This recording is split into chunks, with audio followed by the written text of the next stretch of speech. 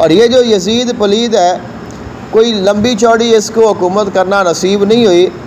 कुल इसने 3 साल हुकूमत की है और 15 रबीउल अव्वल 64 हिजरी 39 साल की उम्र में शहर कुम्स मुल्क शाम में ये हलाक हो गया। और यजीद के मरने के बाद अहले हिजाज़ और यमन और इराक़ और खुरासान ने हज़रत अब्दुल्ला इब्न ज़ुबैर रज़ियल्लाहु ताला अन्हु के दस्ते मुबारक पर बैत की और अहले शाम और मिस्र ने यजीद के बेटे मुआविया को उसका जानशीन बनाया। मुआविया अगरचे यजीद की औलाद में से था, लेकिन ये नेक था और साले था और अपने बाप के नापाक अफ़ाल को दिल से बुरा जानता था।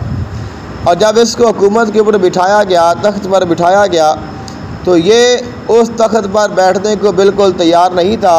ये कहता था इस तख्त के लिए आका अलैहिस्सलाम के नवासे को शहीद किया गया, मदीना मुनव्वरा मक्कातुल मुकर्रमा की बेअदबी की गई, लिहाजा मैं इस तख्त पर नहीं बैठ सकता।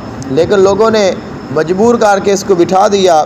लेकिन ये सही तौर पर एक दिन भी ये हुकूमत नहीं कर सका। ये गमगीन रहा, बीमार रहा, यहाँ तक कि 40 दिन, बाद ने कहा कि 2 महीने, बाद ने कहा 3 महीने, इसके बाद ये शख्स फौत हो गया। और यही सबसे बड़ी यजीद के गलत होने की और इसके कारनामों के गलत होने की, नाजायज़ और हराम होने की दलील है कि इसका अपना बेटा ही अपने बाप को बुरा कहता था, उसके कामों को बुरा कहता था।